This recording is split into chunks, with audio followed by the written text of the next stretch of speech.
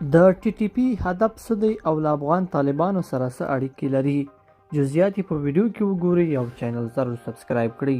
لیدونکو السلام علیکم.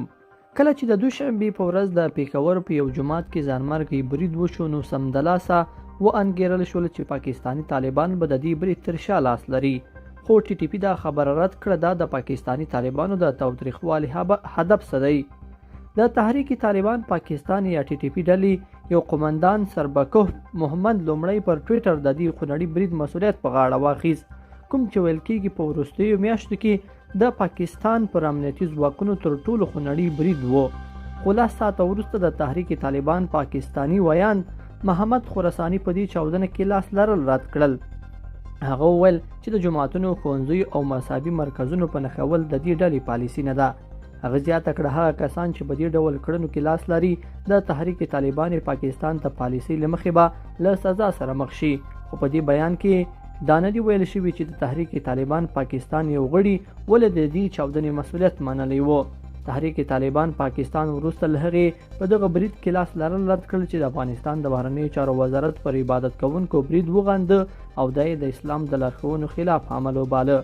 د پاکستان او افغان طالبانو اړیکې له پخوا څخه ځکه ترنګلې دي چې هغوی وایي افغان طالبانو د ټي ټي پي مشرانو او جنګیالیو ته پناه ورکړې ده. خو پوښتنه دا ده چې تحریک طالبان پاکستان ولې په بغاوت لاس پورې کوي؟ تحریک طالبان پاکستان یا ټي ټي پي چې ترهګرۍ ضد مبارزه کې له واشنګټن سره د پاکستان د همکارۍ په اړه په غوسه و. دغه تحرک په 2000 کال کې هغه وخت د پاکستاني جنګیالیو لخوا رامنځته شو کله چې یو شمېر وسلوالو ډلو موافقه وکړه چې له پاکستان سره به په ګډه د جګړې ترڅنګ د افغان طالبانو ملاتړ وکړي، کوم چې افغان طالبان هغه وخت د امریکا او ناټو ځواکونو پر ضد جنګېدل. ټي ټي پي د سخت دریځه اسلامي شریعت او قانون د پلي کېدو، د پاکستان له حکومتي زندانونو د خپلو غړو د خوشي کېدو او د خیبر پښتونخوا په ځینو برخو کې د پاکستاني پوځیانو د شتون پر وړاندې جنګېږي.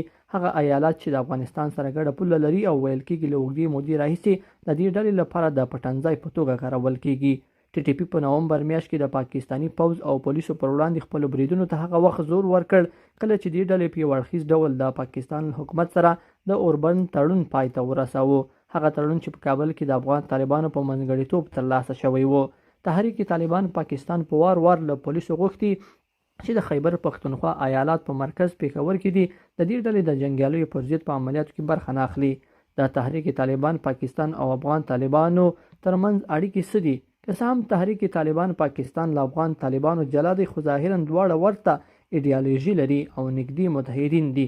کله چې د 2021 کال په اګست کې افغان طالبان واک ته ورسېدل دې کار پاکستاني طالبان لا جدي کړل.